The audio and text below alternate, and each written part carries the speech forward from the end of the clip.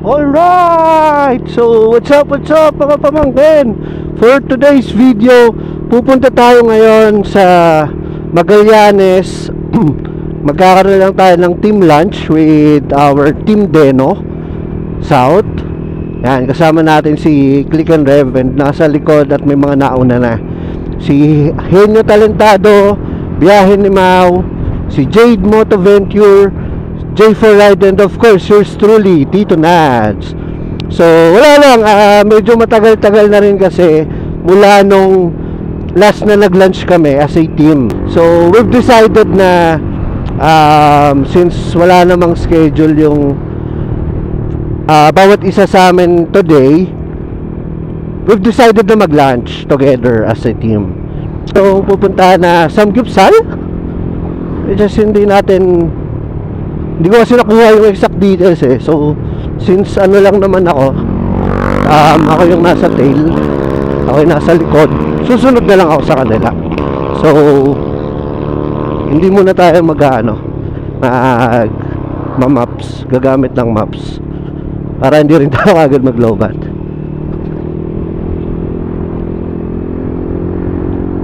So yan, ang update ko kayo later, and kita-kits tayo sa ating team lunch. Ciao!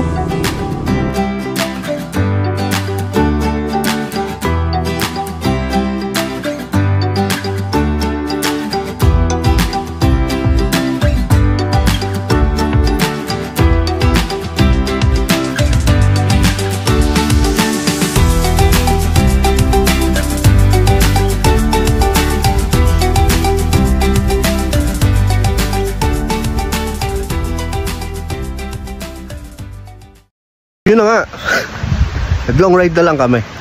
So yung pinin namin na supposedly kakainan namin, pagdating namin dun sa pin location, hindi siya existing. So dumiretso na lang kami at ito ang aming natagpuan.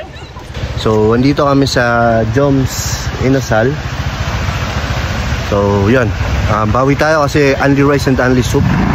May bulalo, meron silang mga, of course, inasal. Yan. And affordable naman yung mga prices. So let's see kung gaano kasarap.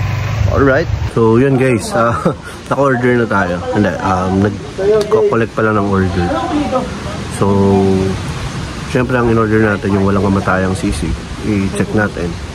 One of our favorite Filipino delicacy.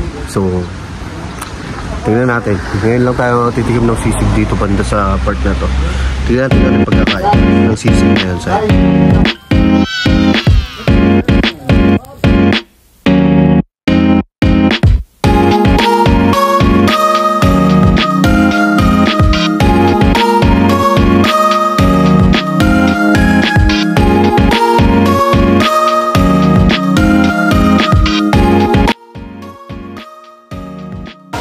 Alright, so yan, ang gawin yung pagkain natin. So, kanina, parang magbibilangan natin ng rice. So ako yun ako sa isang extra rice. Dali lang ka. Isa. Rice, ilan yung in-extra mo? Ilan yung in-extra rice mo? Baka magsubatin, tabakan ng kidlat. Dalawa extra rice. RJ, isang refill lang ako ha. Isang extra rice. Jay, dalawang extra rice. Jay, mamaya ano kay Jay? Mamaya ano kay Jay? Hindi ko mamaya yan. Naglalaban. Tayo ba? Simula ako lang kumain. Isa. Dalawang extra rice? Hindi, isa lang. Isang extra rice. So, yan. So ako, out na ako dun sa game kasi ang minimum ata nila is tatlong rice. May mo ba? Tatlong rice yung minimum. So, hindi kaya. So out din ako. Out ka rin. Ito, laban pa to. Ang laban pa, si Wendell, si Jade Motoventure, si J4 Ride, si Click and Rev, si Nabi Maya. Lalaban ka pa ba? No. Ikaw? No. So yan, yun yung mga contender natin. So update namin kayo kung nakailang rin sila. Sila ang pinaka.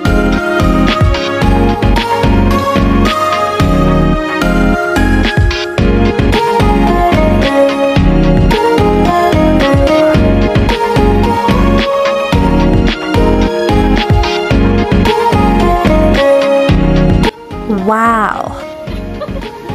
Alright, so ayan, tapos na tayong kumain. Salamat sa Joms Inasal sa aming nakakabusog na tanghalian.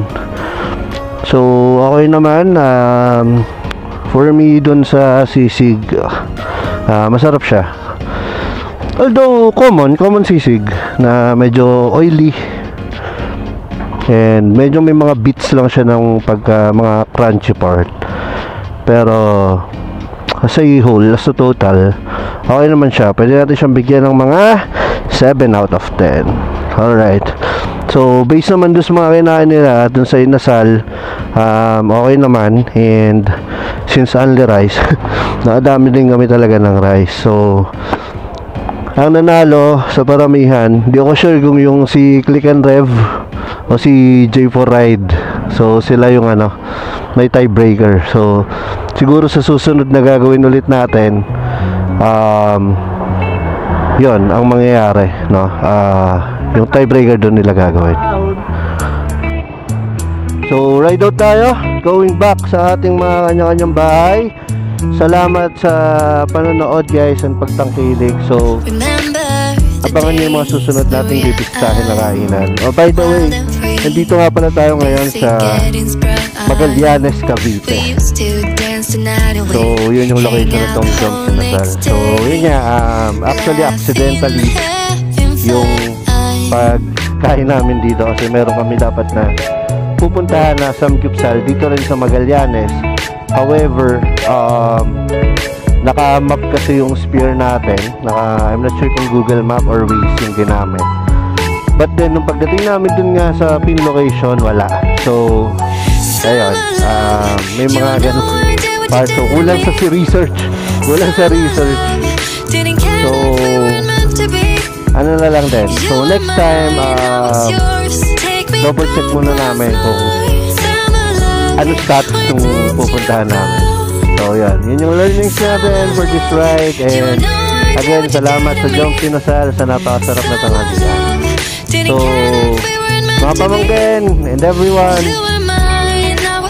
isang mapagpalang araw sa ating lahat. So hanggang dito na lang at abangan niyo yung susunod nating mga content. Thank you and God bless everyone. Alright.